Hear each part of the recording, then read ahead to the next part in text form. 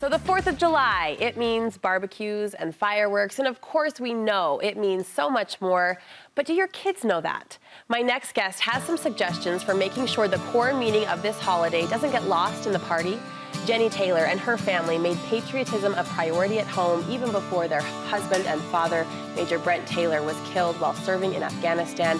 Jennie has since become a powerful community voice, honoring this topic and others.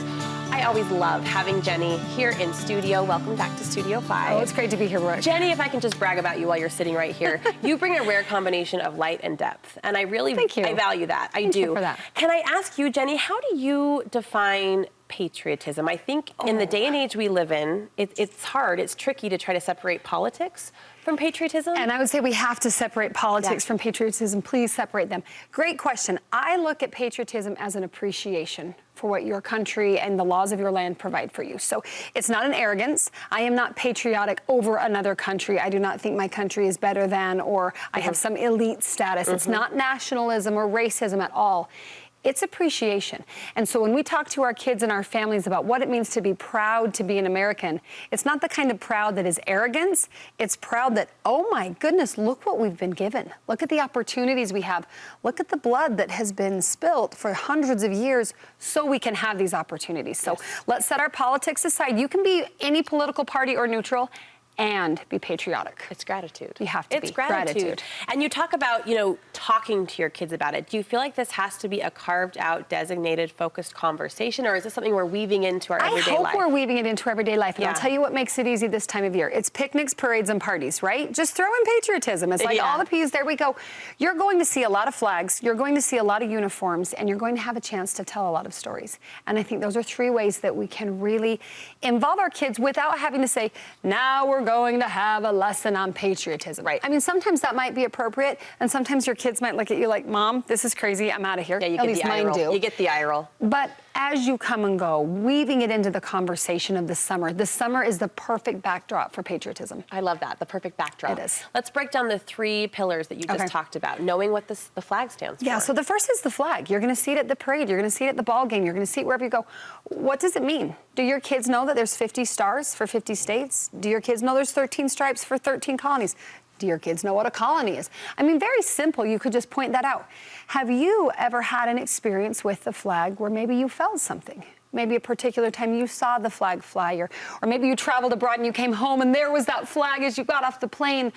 For us, it's the time I saw a flag on my husband's casket. If you don't know what a flag really means, attend a graveside funeral for a veteran and watch that flag being so carefully, crisply folded.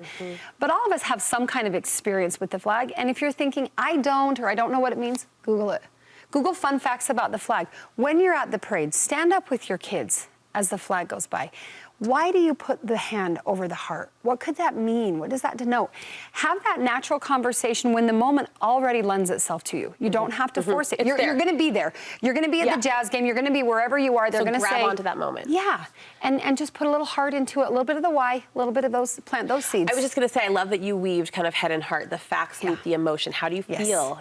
Or even observing how other people feel when they see that flag or respect that flag. You talked about the military, the uniform. That's a second tier lesson. Love it. You're going to see the flag. You're going to see a uniform. Now, we all know when we see a soldier at the airport, what do we do? Thank you. Thank you for your service. Thank you. And every single military member, I think, cringes under that, and they're grateful, but it's awkward, and they don't know.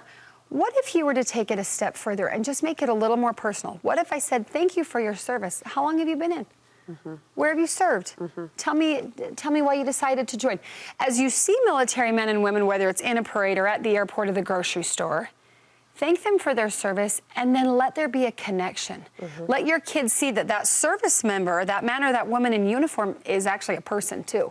And you probably have military members in your neighborhood or your kid's school, and you don't even know. To humanize that. We had a big moment at my house on Veterans Day, my first grader. In fact, I got a text from her teacher before she even came home saying it was an emotional day for Emmy today, and they had shown some reunion videos to honor Veterans Day. She came home still, couldn't talk about it without getting weepy. And we said, now you've seen Grandpa's picture, right? But suddenly to humanize humanize it Yes. for her, it took it to a whole new level. That's somebody's dad, that's somebody's sister, that's somebody's aunt. Let them be people. And just like you would talk to someone in small talk, so how long you served? Where have you been? What have you seen? Get curious. Small questions. Get curious and let them be real people. Storytelling, you say, has a huge place in promoting patriotism. Once upon a time. How many times do we try to teach our kids lessons through stories, right? Little kids' stories, fairy tales, whatever we do. Tell stories of our country. Once upon a time, what happened at Lexington and Concord? Once upon a time, what happened at boot camp? Once upon a time, what did veterans see in World War I, World War II, maybe Vietnam? Do you know? If you do know, tell those stories. If you have no idea, again, use the internet, look some up and find, you're going to go to a football game, somebody's going to carry that flag. Tell that story. My husband went to boot camp. What stories do you know from military service or military training? How hard is a deployment on a military family? What is that like? Ask those questions and then tell those stories. Again, humanize it, make it real, but also look for beautiful lessons you can teach your children about how to appreciate and be proud of their country because of the stories that are behind that flag and behind that uniform and behind the parades and the parties. It makes it personal to us make it so to personal. them, and I love how the head and the heart. The head and the heart. I love how you've poised, summer as the perfect backdrop. It is, and we're going to be faced with those moments. Just take advantage of those moments. Don't force them. There's no need to force them. But when they arise, when you see the uniform, you see the flag, you hear a story, you tell a story, Google a story, YouTube a story, share the stories. Make it real. Jennie, thank you for these ideas and for the reminders. Before we say goodbye, you are involved in an upcoming race that will honor the 9/11 heroes. Yes, we are Tell us about so excited. So there's this organization in New York City called Tunnel to Towers, and every year they do a massive 5K in New York City, running through the tunnel up to where the Twin Towers were, and there's a version of it in Salt Lake City. September 17th, Memory Grove, and if you sign up this weekend over the 4th of July weekend, you actually can save some money with the code July4. So you want to visit t2tsaltlake.org. You run in honor of a firefighter that died that day, or you run in honor of a military member that has died in the global war on terrorism. My kids have been there and gotten a badge like this one with their dad's picture on it, and you come. So the race is in September. Don't worry, we're not making you run over the 4th of July when it's just too hot. September's beautiful. Memory Grove is beautiful. And it's a chance to take what happened in New York 21 years ago on 9/11 and bring it home. Again, teach your children, give them an experience, a face and a name for the service. I love it. We love you, Jennie. Thank you so much. So great to be here. We'll be right back.